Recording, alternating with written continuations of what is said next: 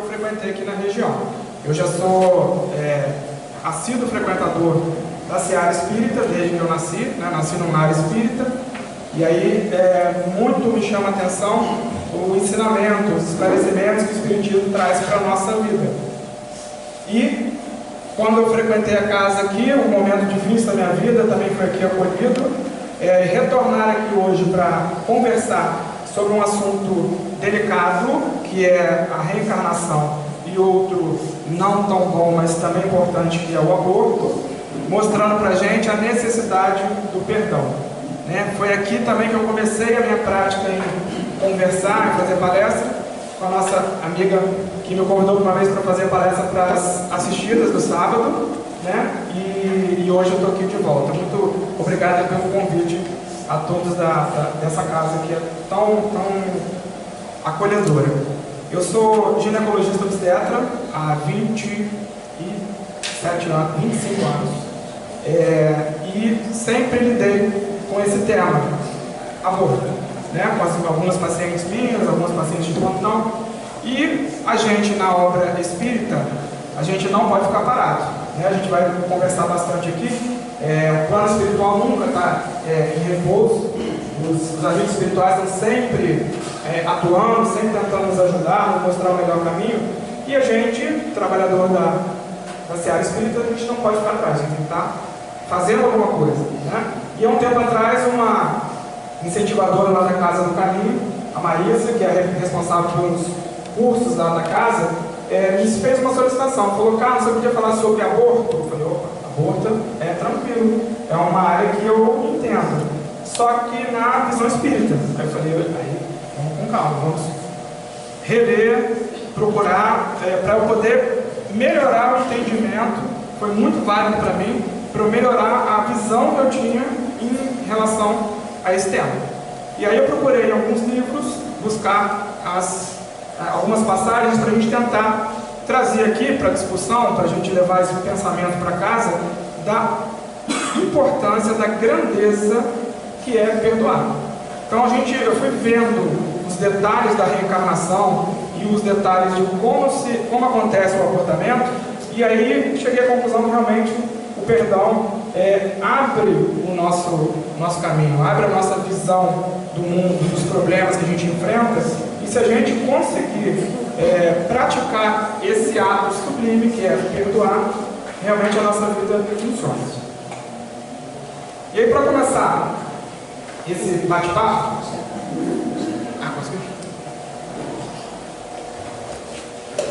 então, para a gente começar o bate-papo, eu trouxe primeiro aqui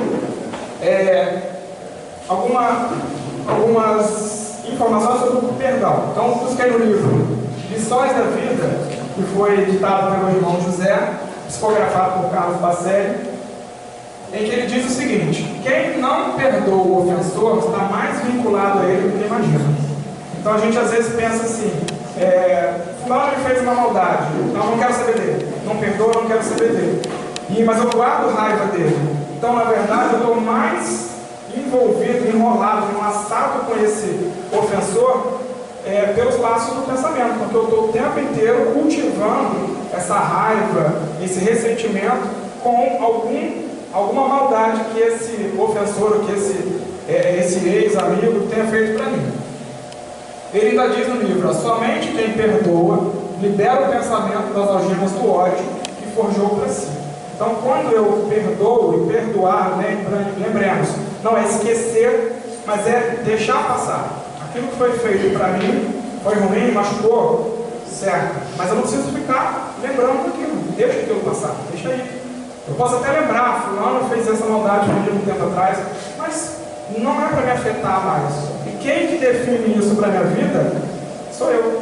Então, se eu consigo deixar passar, a minha vida fica melhor e eu me liberto dessas algemas que eu mesmo criei. Foi ele que fez maldade. Sim, mas eu cultivo ressentimento comigo. Então essa algema que prende aquela pessoa, fui eu que estou cultivando, que eu estou cuidando disso para isso se manter. No momento que eu perdoo, que eu deixo isso passar, aí eu quebro essa algema. E a gente tem que lembrar outra coisa: no estágio evolutivo que a gente está hoje, nós constantemente somos feridos e também ferimos os outros. Estamos todos no mesmo padrão de evolução. Então, não sou melhor do que todos vocês aqui. Durante a minha caminhada, eu já machuquei alguém com alguma maneira de falar. Alguém esperava uma coisa de mim, eu não fiz aquilo. Então, eu já machuquei, já feri alguém e já fui ferido. Então, a gente está todo mundo igual. E aí a necessidade de quê? A gente exercer o perdão recíproco. No Evangelho segundo o Espiritismo, fui lá também buscar mais um pouquinho sobre o perdão. E aí tem a passagem que Pedro pergunta para Jesus: Jesus, quantas vezes eu perdoarei meu irmão? E aí Jesus fala: perdoareis não 7 vezes, mas 70 vezes 7 vezes. Opa, são 490 vezes? Tranquilo? Não, são 490 vezes a mesma ofensa. Então, se a mesma ofensa repetir igualzinho, eu necessitaria perdoar da mesma maneira.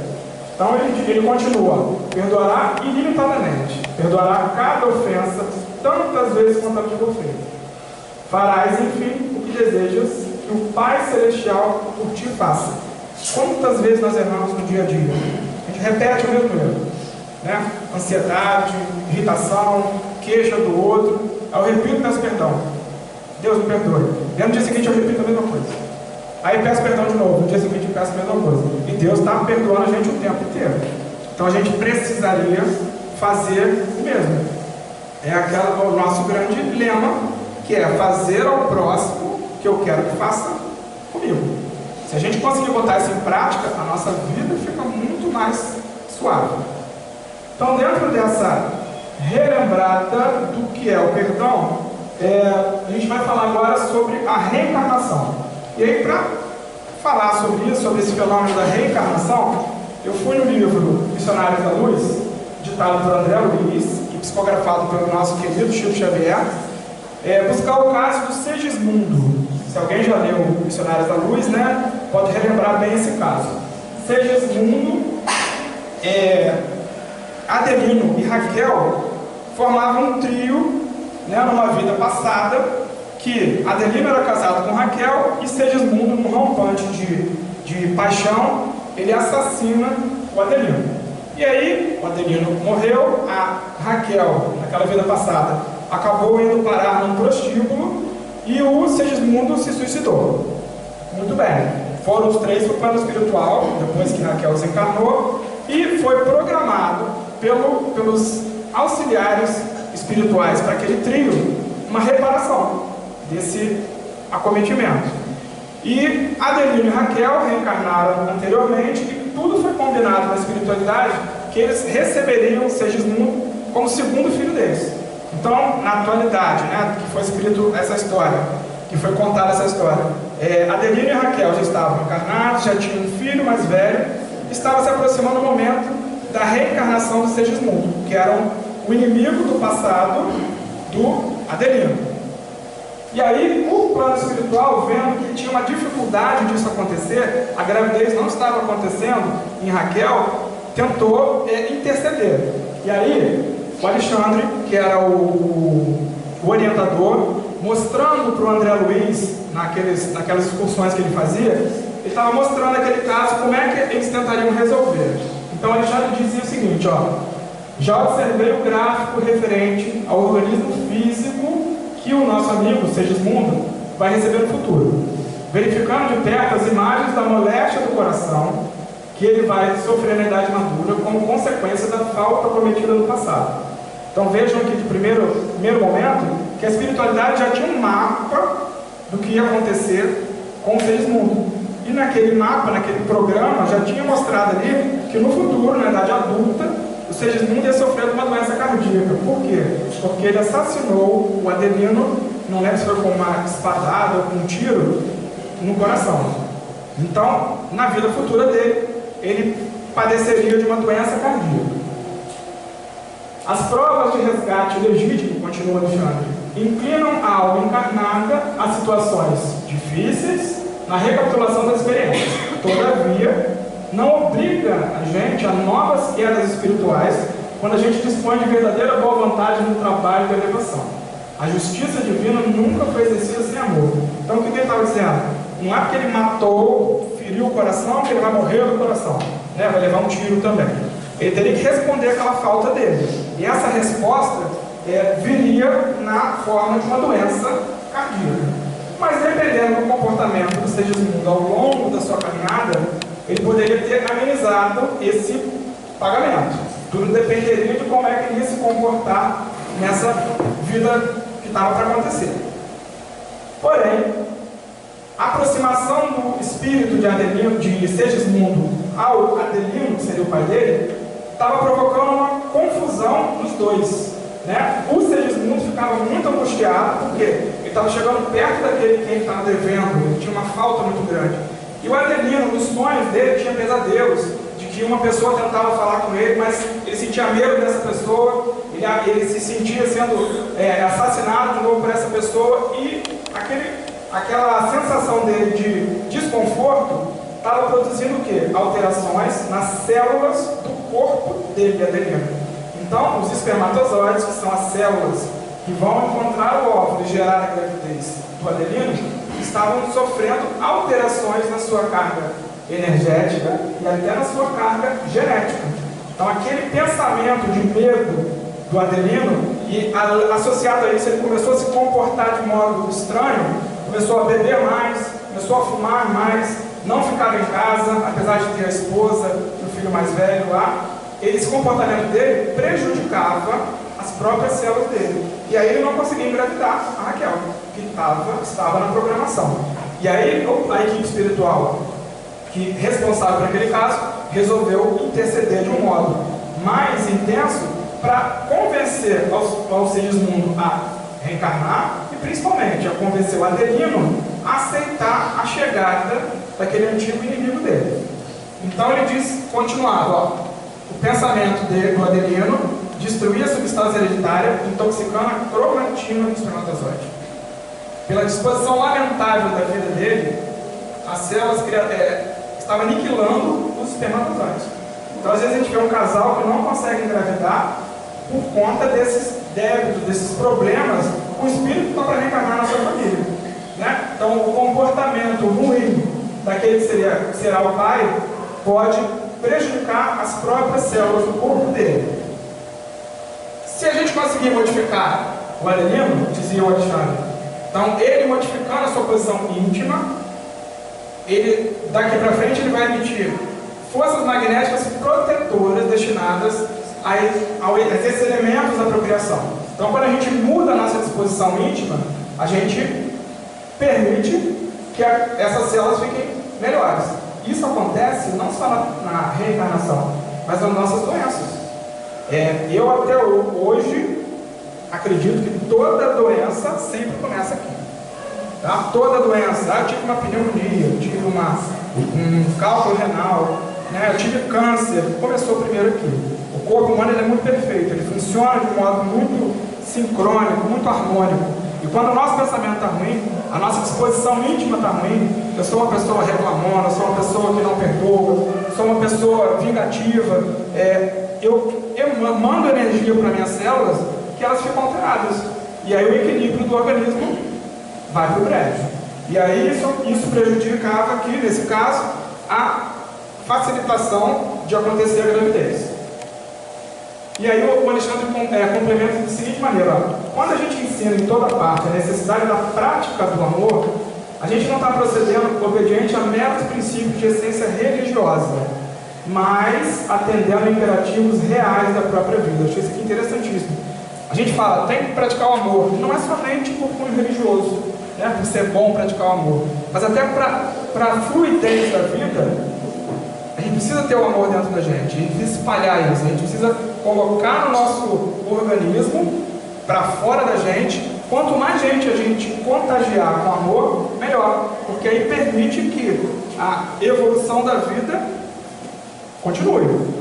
Então, nesse caso aqui, ele mudando o Adelino, que seria o pai, mudando a maneira de pensar dele, de se comportar, ele permitiria que a vida progredisse através da reencarnação do Segismundo. E o André Luiz, que ele foi médico, quando desencarnou, e ele era muito curioso, e o legal do livro dele, assim, para quem gosta do assunto, de biologia, de medicina e tal, ele explica com detalhes. E aí o André Luiz fica surpreso que ele viu o seguinte: a redução plástica do perispírito do Segismundo. Então, no momento que terminou aquele problema maior, o Adelino passou a aceitar a presença do Segismundo na vida familiar, e aí estava para acontecer a gravidez.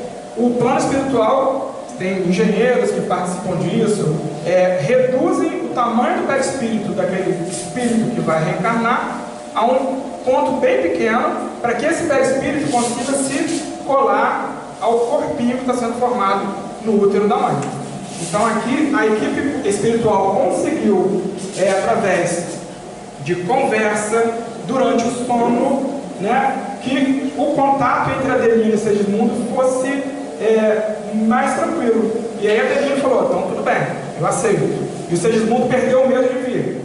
E aí a gravidez aconteceu, né? Acontecendo a gravidez, a equipe espiritual continuava naquele lar para permitir que o espírito reduzisse seu tamanho, se acolasse aquele corpinho sendo formado para a gravidez desenvolver. Aí o André Luiz fala assim: eu ignorava que o nascimento compelisse ao plano espiritual a serviço tão complexo. E Alexandre, como sempre, elucidativo nas suas explicações, ele fala: o trabalho no brecha 2 está em toda parte. O paraíso da ociosidade é a maior ilusão dos princípios teológicos que obscureceram na cruz o sentido divino da verdadeira religião. Ainda tem várias religiões, e até alguns de nós que acreditamos que morrendo, tem aquela frase: descansa em paz, né? Mal sabemos que morrendo, desencarnando, o trabalho do lado de lá continua igualzinho, né? A gente vai ter que sofrer uma recuperação, um reequilíbrio de estar de volta para o plano espiritual, e assim que puder, assim que a gente tiver condição, a gente vai estar trabalhando de novo. Então, esse paraíso de anjo, com asinha e tal, que foi muito influenciado por algumas religiões na cultura da população em geral, acaba atrapalhando. Não é isso que acontece, né? Ninguém vai morrer, deixar os seus débitos todos para trás e descansar em paz. A gente só conseguirá descansar em paz, não descansar em paz, trabalhar em paz, se a gente tiver com os nossos débitos todos quitados. E aí ele continua: em todo lugar se desenvolve o auxílio da esfera superior, desde que se encontre em jogo o trabalho da vontade de Deus. Então, havia uma necessidade do Segismundo reencarnar nessa família, e era a vontade de Deus. Então, a equipe espiritual trabalhou intensamente para que isso acontecesse. Porém, as vibrações contraditórias das paixões desvairadas da alma em desequilíbrio comprometem os nossos melhores esforços. Então, a equipe dos amigos espirituais, os nossos mentores, os responsáveis por cuidar das nossas famílias, os responsáveis por cuidar de bairros, de cidades, dependem da nossa postura íntima. Então, eu tenho o meu mentor, e ele está querendo me mostrar um caminho bom, e eu não quero, estou recalcitrante em usar o álcool, em fumar. Isso ainda é coisa material, mas pior, eu estou ainda querendo falar mal dos outros, querendo ser egoísta. Então, eles tentam ajudar, mas eles respeitam sempre o nosso livre-arbítrio.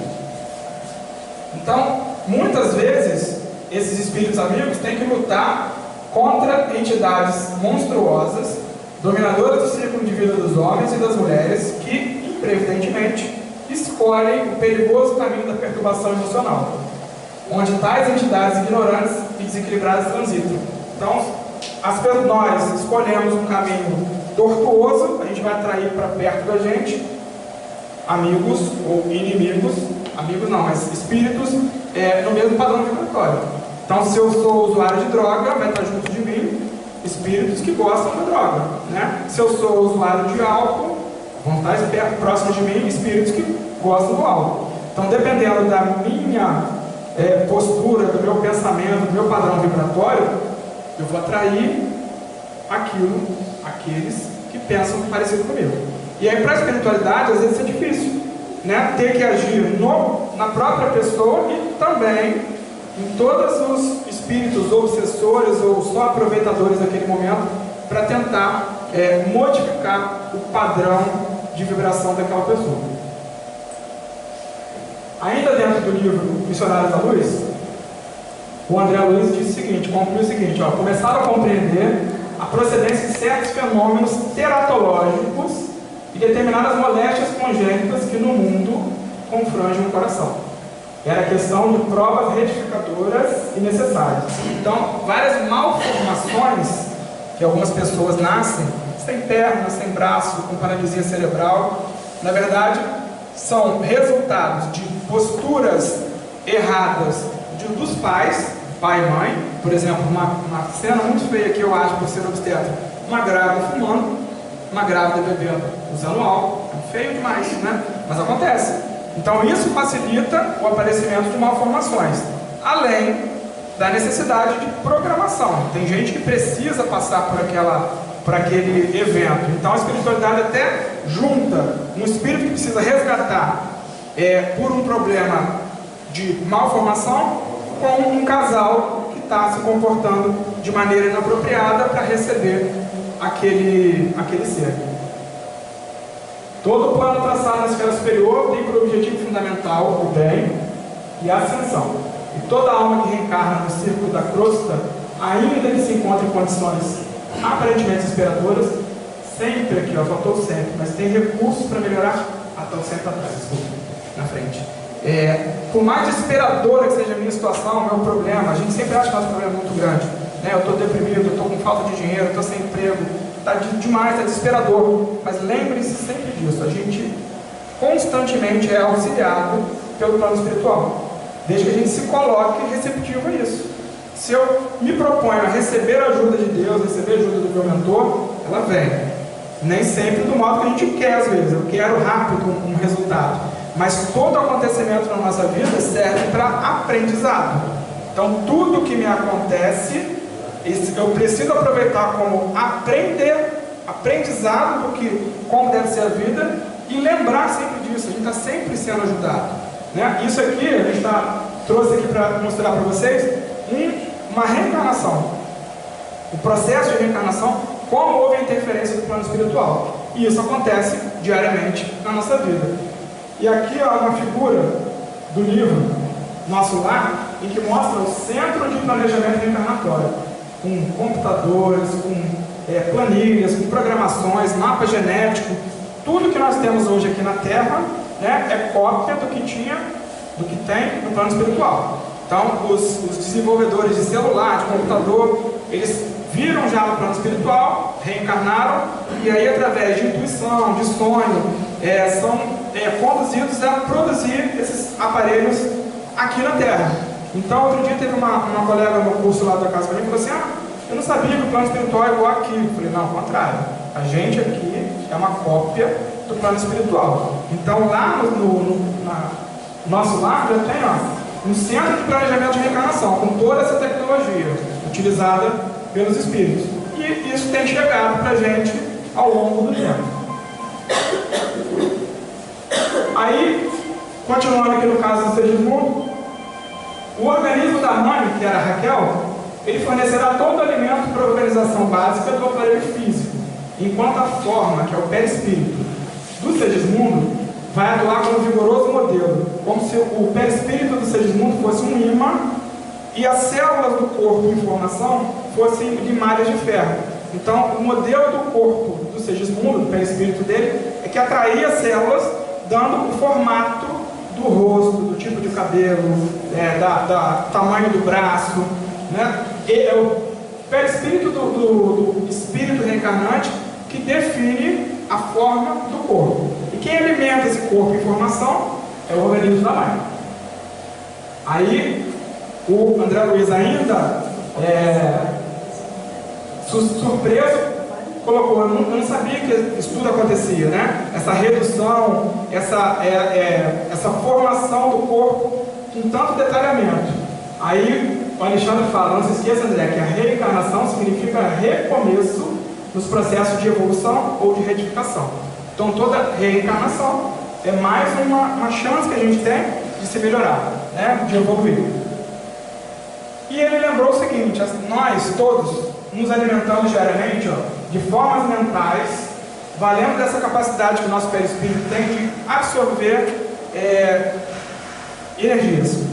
Então, além do alimento material que a gente come, a gente absorve as vibrações das pessoas que a gente convive, né? Vocês devem ter experimentado isso no dia a dia de vocês.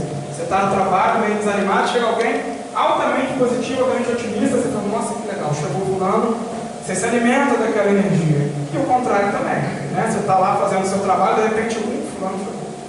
Você já absorve aquela energia da pessoa, energia pesada às vezes.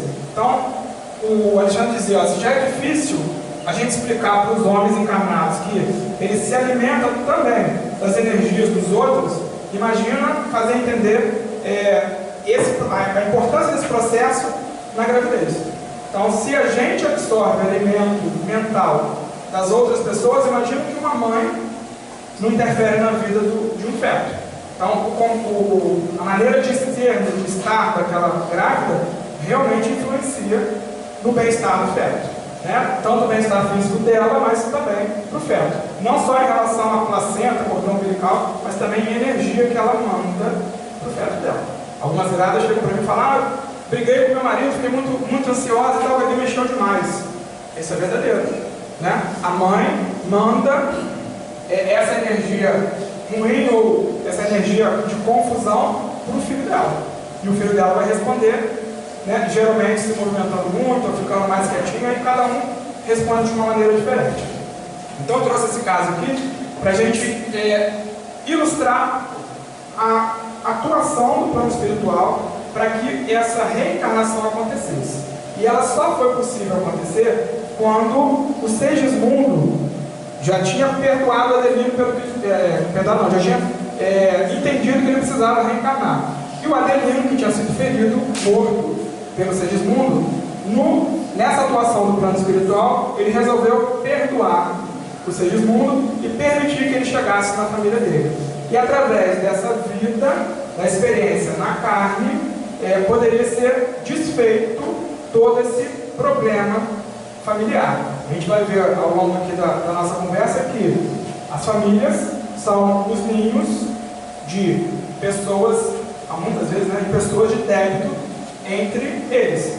Né? A gente vê famílias confusas, que um pai briga com o filho briga com a mãe, avô não fala com o primo e tal, e assim por aí vai. Mas a família é o caldeirão onde Deus consegue juntar pessoas devedoras entre si para tentar executar essa difícil tarefa, que não deveria ser tanto, mas de perdoar.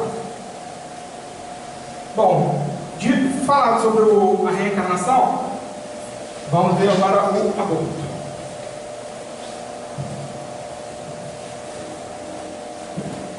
Medicamente falando, o aborto é a interrupção da gravidez antes dos 5 meses, né? E aí, na medicina a gente tem a classificação do aborto de vários tipos, que não interessa pra gente aqui. Mas na visão espírita, a gente vai verificar alguns tipos de aborto e tentar passar para vocês como é que funciona esse mecanismo do aborto. Bom, a gente tem, na verdade, algumas mulheres têm um aborto realmente espontâneo. Aconteceu do nada, ela estava bem, indo na consulta supranatal, e ela vai fazer um ultrassom de rotina e ver que o coração do bebê dela parou de bater. Isso foi um aborto realmente espontâneo. E ela não usava droga, não usava álcool, tinha alimentação saudável e simplesmente aconteceu. Na explicação espírita, eu peguei do livro Gestação Sublime Intercâmbio, do Ricardo de Bernardi. Não é um livro psicografado, é um livro realmente escrito por ele, mas que dá toda uma visão, né, pela ótica espírita da gravidez. Então ele fala o seguinte, o amor espontâneo propriamente dito. Sempre existem entidades espirituais que no passado adquiriram débitos com a lei universal na área do nascimento. Hoje anseiam por um filho que não conseguem ter. Não resta dúvida que o espírito que aportaria naquele embrião, como filho desse casal nessa reencarnação, é alguém cúmplice do processo que envolvia todos os personagens. Não existe ninguém inocente no processo. Passarão todos eles a sentir com profundidade o valor da vida e da oportunidade da reencarnação.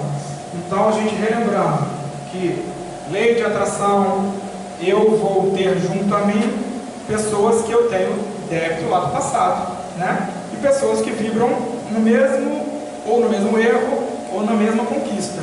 E aí, quando eu tenho um aborto simplesmente espontâneo, o casal quer engravidar e não consegue uma vez, quer engravidar de novo e não consegue duas vezes. Muitas das vezes, tanto aquele casal quanto o feto, né, que não avança, não evolui, estão enrolados em uma história do passado. E geralmente essa história do passado tem relação com a reencarnação. Muitas das vezes são pessoas que praticavam aborto, ou pessoas que obrigavam aos filhos a abortarem, né? E aí se comprometem com essa lei da reencarnação. E eles precisam sentir na pele, na carne, essa importância de valorizar a vida, né? Valorizar o nascimento. E aí eles passam por dificuldades para conseguir engravidar. E a mesma coisa o espírito que está para reencarnar. Ele entra no útero, ele consegue se fazer a simbiose com o corpinho do feto, mas não evolui, né? E aí isso serve mais uma vez de aprendizado para aquelas 3 pessoas, 3 espíritos que se comprometeram no passado com a lei da vida. Outro tipo de aborto que a gente vê é um aborto também aparentemente espontâneo, só que ele é provocado mentalmente pela mãe. Aí, o Alexandre, peguei agora de novo o livro Missionário da Luz, continuando a história depois do Segismundo, eles contavam a história de uma mulher que tinha uma vida muito promíscua, né? Ela vivia em boates, vivia tendo sexo sem proteção, e já tinha engravidado 2 vezes, estava numa 3ª gravidez. E cada gravidez que ela tinha era uma tentativa, uma chance dela retornar para o plano, para a programação da reencarnação dela. Mas das 2 primeiras vezes ela não conseguiu, estava na 3ª gravidez, e o comportamento dela sendo mentalmente desequilibrado, e também usando álcool, tendo sexo desvairado, não estava permitindo aquela gravidez continuar. Então, nesse caso aqui, a equipe espiritual estava tentando ajudar, mas tinha uma dificuldade maior. Por quê? Eles diziam o seguinte: enquanto o desequilíbrio se localiza na esfera paternal ou procede da influência de obsessores, há recursos para a gente fazer, né? A equipe foi lá, pegou o Adelino, juntou com o Segismundo na hora do sonho e conseguiu fazer os dois se entenderem. Só que, quando a desarmonia parte do campo materno, é muito difícil estabelecer proteção eficiente. Por quê? É o livre-arbítrio. Então, se a mulher ela se coloca como não quero engravidar, e engravidei agora, mas eu não quero me cuidar, é difícil. A espiritualidade chega para tentar ajudar, para tentar convencer essa mulher a levar essa gravidez com cuidado, mas se ela se dispôs a isso, eles respeitam sempre o nosso livre-arbítrio. E eles continuam na história. A infeliz deixou-se empolgar pela ideia de gozar a vida e mandou-se entidades encarnadas da pior espécie, ansiosas para lhe precipitar o coração nas esferas das emoções baixas. Então, o comportamento dela, além de ser ela mesma prejudicando a gravidez, ela tinha outros obsessores em torno dela, tentando provocar a queda dela. A organização do feto não se encontra em condições de suportar outros desequilíbrios. Se a pobrezinha não despertar para o dever, ainda hoje ela terá um 3º apontamento. E aí, essa equipe aqui induziu uma tia dessa moça a chegar na casa dela. Na hora que ela estava saindo para ir para a boate, aí a tia falou: fulana, vamos, não vai para a boate não, vem comigo. Eu estou indo numa casa, numa igreja para orar, vem comigo. Ela: não, tia, não quero nada disso. E acabou indo novamente para essa boate, se embebedou novamente, e no final a equipe espiritual não conseguiu auxiliar essa irmã. Então, cada vez mais essa irmã afundou-se nos desequilíbrios destruidores. Os seus desvios sexuais têm sido lastimáveis e enorme a quantidade de alcoólicos. Aliás, semelhantes estudos, as vibrações desordenadas do plano mental, isso também é muito importante, vemos que a posição do feto é insustentável, não obstante os nossos melhores esforços de socorro. Né? Às vezes eu pensava assim: poxa, por que não chega e, sei lá, hipnotiza essa moça para ela cuidar? Não. Isso é uma dádiva que a gente tem, que Deus dá para a gente.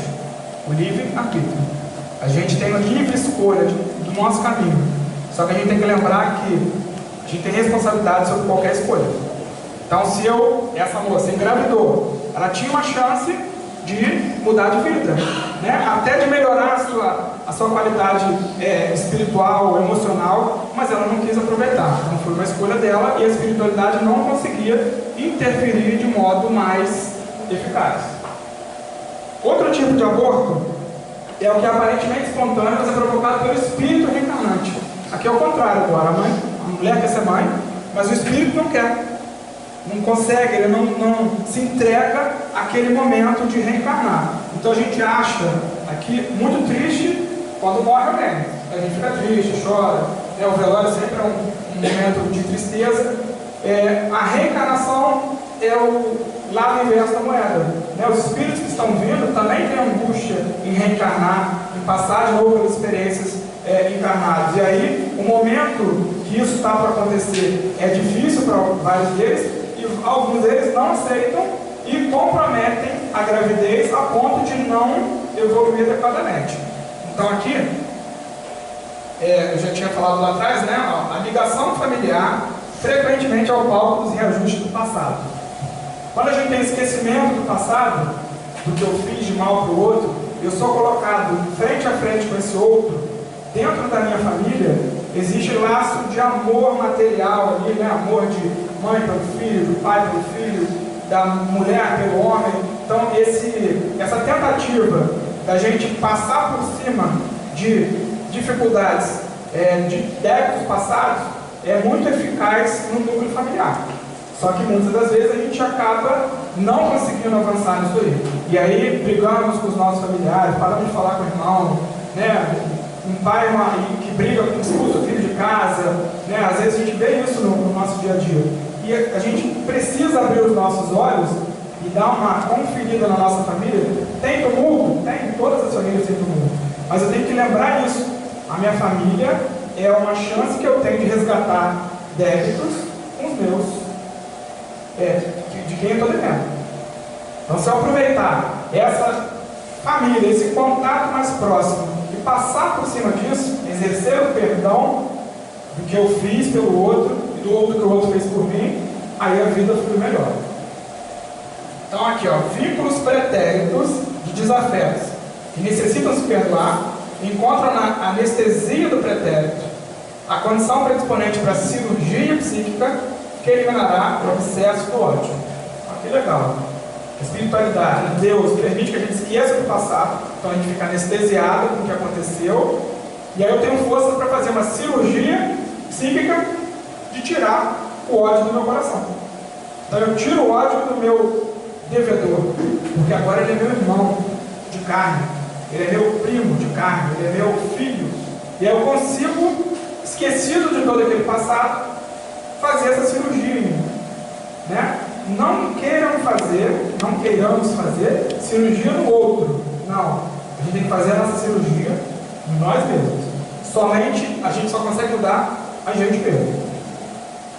Então a gente tem a possibilidade de escolher acertar, errar, avançar ou recuar no progresso.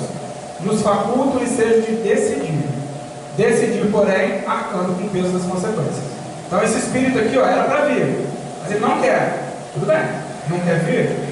Não vem, mas você está adquirindo mais um débito, porque você está indo contra uma lei natural que é a vida. Então tem espíritos que se posicionam mentalmente de uma forma em recusar de qualquer maneira reencarnar, e acentua essa posição à medida que sentem retiros na malha fluídica energética da mãe. Então ele não queria, e quando ele é colocado no útero da mulher, daquela mãe, ele relembra aquela inimiga do passado. E aí realmente ele não consegue perdoar, não consegue, não quer, e aí vem a parada da evolução de uma gravidez. Então às vezes a gente se pega também no consultório, uma mulher doida para engravidar, feliz da vida com aquela gravidez, e não evolui, o feto não evolui. Ela está indo para o pré-natal, está se alimentando bem, fazendo exercício, e não evolui a gravidez, simplesmente o coração para de bater. Pode ser que seja por uma dificuldade ou não aceitação desse espírito em voltar. Aí acontece o processo de aborto espontâneo, mas na verdade ele foi provocado pela recusa desse espírito em retornar. Perde ele uma grande oportunidade para superar a si próprio e avançar seriamente com a felicidade, né?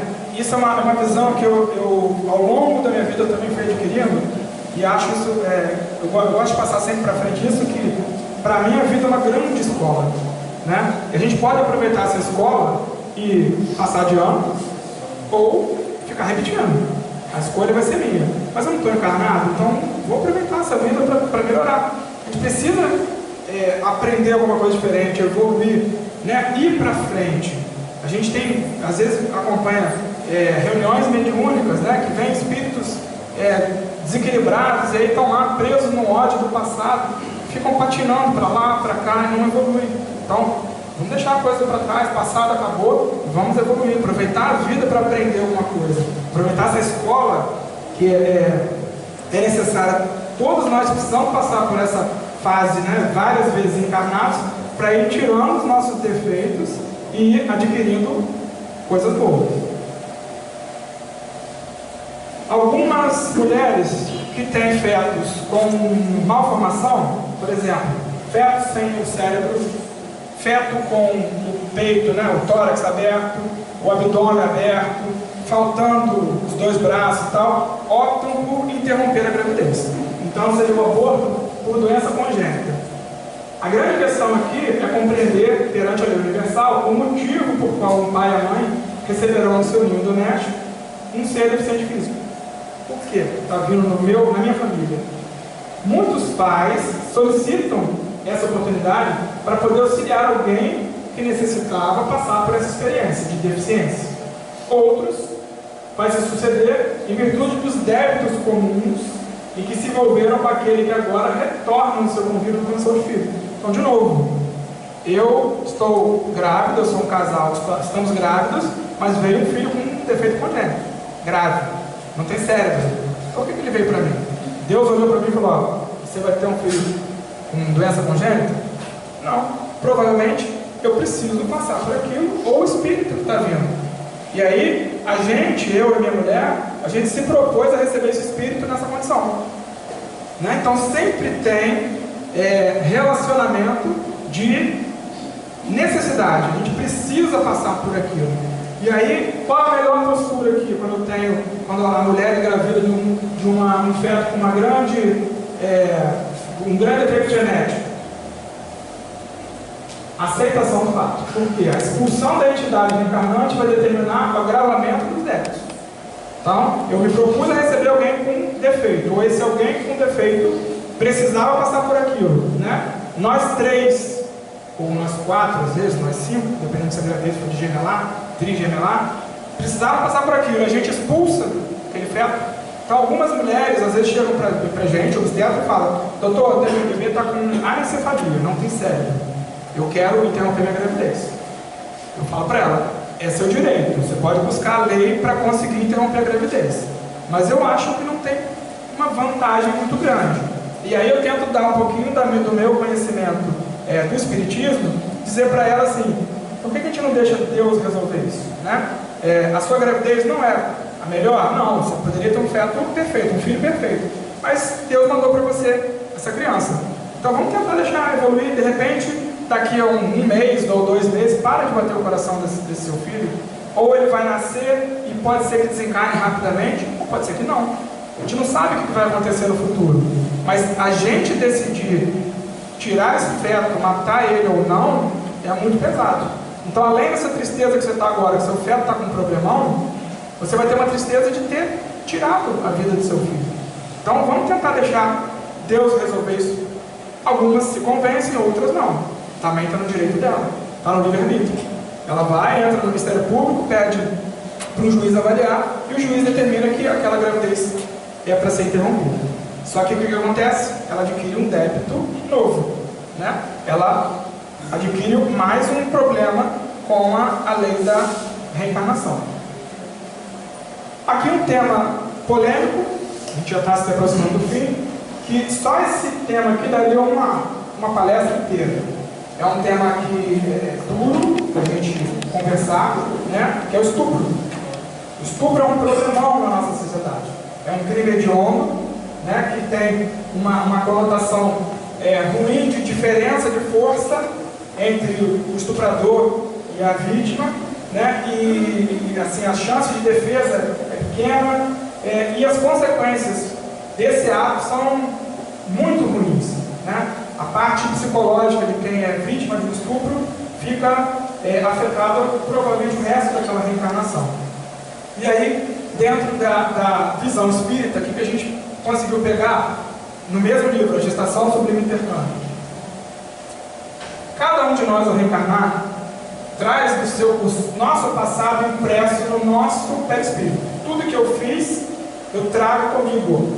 Então, quando eu desencarno, eu levo o que eu aprendi. E isso fica impregnado no meu perispírito. Então, alguns dos meus débitos ficam impregnados no meu perispírito também. Foi o Segismundo. Ele furou o coração do Adelino e ficou aquela mácula no coração dele, aquela nódoa no perispírito dele. E aí, quando ele reencarnou, no futuro ele iria desenvolver uma doença no coração. Então, todos nós que tivermos débitos, a gente traz isso com a gente. Então, se eu tenho uma doença crônica, um câncer de fígado, pode ser que eu tenha na outra vida usado muito álcool e eu desenvolvi uma cirrose. E aquela cirrose agrediu o meu fígado e aquilo ficou no meu perispírito. Quando eu reencarno, aquela nódoa, para ser desmanchada, para ser eliminada, eu sofro uma doença crônica, um câncer de fígado. E aí eu tenho quimioterapia, radioterapia, sofrimento de dor e tal, mas eu expurgo aquele déficit, aquele débito que eu tinha. E aí, a somatória dessas experiências se traduz num manancial energético que irradia de dentro para fora. Então a gente emana o que a gente é e o que a gente fez no passado. Então, se eu fui maldoso no passado, essa energia está no meu perispírito. Eu fico mandando ainda essa energia ruim para frente.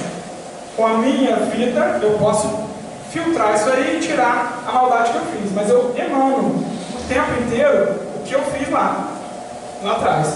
Então, a jovem hoje que é a vítima, ela está de forma diferente, só que ela traz do seu passado profundas marcas de atitudes prejudiciais aos irmãos seus. Atitudes e desequilíbrios que estão gravadas nela mesma. Então, hoje, uma mulher que é vítima de estupro, ela não é que ela tenha estuprado alguém lá atrás, mas ela pode ter cometido vários delitos na área da região ginecológica, sexual, né? Ela foi, sei lá, uma meretriz, ela escravizava meninas para serem prostitutas, e ela adquire esses débitos no perispírito dela. Então, ao longo dessa vida atual, ela emana aquela energia ruim nessa região sexual dela. Então, pela lei universal de sintonia e de vibração, ela poderá, em dado momento, ser atraída por uma circunstância similar àquela que ela perpetrou em outras eras.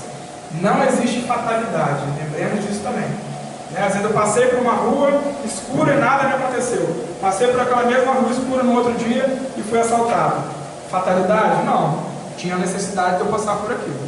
Então, essa mulher atualmente, que teve um grande problema, né? Vários débitos na parte sexual dela, e hoje ela está caminhando com isso no perispírito dela, essa energia sendo colocada para frente, ela pode em determinado momento se deparar com uma situação muito parecida com o que ela fez ano passado. E aí acontece o estupro. Uma pessoa é envolvida naquela situação, também é traído, um desequilibrado sexual atualmente, e se encontra com aquela mulher e acontece o estupro. A gente lembra o seguinte: o estupro não foi, em hipótese alguma, programado. Nem ele, em circunstância qualquer, se justifica. Não é isso, a lei divina não permite que aconteça o estupro, mas se acontecer por um erro humano, né, uma reincidência de alguém que já fez maldade no passado e agora quer fazer de novo, se acontecer, o que acontece? O espiritismo, a espiritualidade vai tentar ajudar essa pessoa que sofreu o estupro para transformar o mal em alguma coisa boa. Então, aconteceu o estupro, não tem sido programado, mas foi relacionado ao que essa mulher tinha feito lá atrás. E ela se deparou numa situação que era parecido com o que ela tinha feito lá atrás, e um ser encarnado atual, desequilibrado completamente na parte sexual, executa o crime. Acontecido o crime, a espiritualidade vai tentar ajudar. E às vezes nesse crime ocorre a gravidez. Então, perante a lei divina, o espírito reencarnante que está vindo nessa gravidez não deve receber uma agressão arbitrária em face da violência cometida por outro. Hoje a gente tem uma discussão de legalização do aborto. Considera-se o feto uma vara de célula, não é? O espermatozoide encontrou com um óvulo, forma uma célula. Essa célula gera uma vida. Essa célula única se duplica em 2 viram 4, 4 viram 8, 16, 32, 64, assim vai. Nessa duplicação celular, isso já tem vida, já tem um sopro divino ali. Então a gente interrompeu uma gravidez de uma criança, de um feto, de 10 semanas, de 11 semanas, já tem coração batendo, ou de um feto que tem 16 dias, 20 dias, não faz diferença. É uma vida. Então a gente vai cometer uma agressão no espírito que está reencarnando pelo estupro. Aquele espírito não tem culpa do estupro. Ele foi, pela história toda, das 3 pessoas, provavelmente ele também estava relacionado naquela história. E aí ele vem. E aí o que a mãe faz? A mulher faz? Ela foi vítima de uma violência horrorosa, mas ela comete mais uma.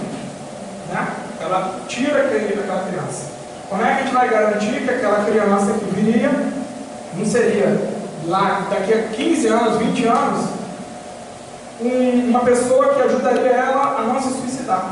Se ela estivesse tão mal, a ponto de se jogar da ponte, aquele filho vem e recupera ela. Uma quadro de depressão grande, aquele filho vem e recupera aquela pessoa. A gente não pode prever o futuro. Então a gente tirar uma vida, mesmo vinda de uma violência enorme, é complicado. Faz parte do nosso livre-arbítrio. A mulher pode escolher abortar? A lei autoriza isso. Hoje a lei brasileira autoriza vítima de estupro a realizar o abortamento terapêutico. Mas se a gente olhar, tentar ampliar esse olhar para a visão espírita, ou espiritual, é mais um comprometimento daquela pessoa.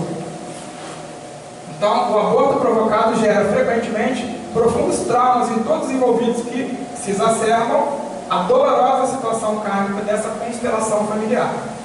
Ninguém é mãe ou filho de outrem por casualidade. De novo, somos todos colocados por necessidades reencarnatórias, de quitação de débito. Então há sempre um mecanismo sábio da lei que visa corrigir ou atenuar sofrimento. A vítima do estupro poderá ter ao seu lado toda a luz de alguém que pode vir a ser o seu arrimo e o seu consolo na velhice. Se a jovem for emocionalmente incapaz de atender os requisitos da maternidade, a adoção, preferencialmente por pessoas de vínculos próximos a ela, seria o melhor remédio. Então assim, ela foi estuprada, engravidou, o ideal é que ela tenha, sempre ideal, que ela tenha aquele filho e esse filho seja dado para adoção, caso ela não tenha a capacidade de cuidar daquela criança. E o melhor ainda seria que alguém que adotasse essa criança fosse próxima a essa mulher. Por quê? Porque permitiria, de vez em quando, o contato daquele espírito que veio para ser filho dela, que nasceu dela, mas não tem o contato de mãe, o carinho de mãe, a amamentação, etc, etc. Tá? Então, dentro dessa, a gente tenta abrir um pouquinho o nosso olhar. Esse seria o tratamento ideal para o estudo, mas, repito, não é um assunto fácil da gente lidar. Uma coisa é falar do outro, outra coisa é acontecer comigo. Se eu fosse estuprado, se eu fosse mulher agora estuprada, não sei como eu me comportaria. E engravidasse do meu estuprador, não sei. Mas é uma coisa para a gente ir trabalhando ao longo do tempo, para a gente permitir esses acontecimentos visando o resgate de problemas que eu tive lá atrás. Ok? Quais são as consequências do aborto provocado? A sensação do vazio interior, mesclado ao sentimento de culpa da mulher, deixa ela num padrão de vibração muito grande, de vibração muito baixa. E aí o que acontece? Ela começa a apresentar no perispírito essas nódoas que ela vai carregar quando desencarnar. E para tirar essas nódoas do perispírito, somente uma nova reencarnação. Então, quando a mulher aborta, ela tem a consciência dela ruim. O espírito que foi expulso, ele acaba ficando muito ressentido e às vezes fica obsidiando aquela paciente, aquela mulher, e aí complica mais ainda a história. Então a reação da natureza sempre vai ser proporcional à intenção da ação. Isso quer dizer que assim, se eu cometi uma falta, eu não vou responder exatamente igual àquela falta que eu cometi. Mas depende muito da intenção que eu tive lá atrás, na falta, e como é que eu respondo agora. E aí voltamos para o perdão, para relembrar. Reencarnação, aborto, se for entremeado de perdão, pode ser que mude a nossa história. Né? Então a mulher que tinha débito no passado, que foi prostituta, que provocou aborto, e agora ela se perdoa, ela perdoa os espíritos que estão tentando vir para o núcleo familiar dela, ou os maridos, né? Perdoarem-se entre si, a vida flui. E aí os débitos são quitados. E aí a gente conclui o seguinte, que somente o amor reconstrói, somente o tempo para cicatrizar as feridas. A gente sabe que um aborto não é fácil para ninguém, mas ao longo do tempo aquilo fique cicatrizado. E as ofensas, a mesma coisa. Alguém me ofendeu, hoje eu estou muito triste com essa pessoa, mas lá na frente pode ser que eu esteja com essa ferida cicatrizada. E só o perdão para permitir a reparação necessária e assim a gente possibilitar a ascensão evolutiva, que, repito, é o grande objetivo de Deus para a gente evoluir. Muito obrigado.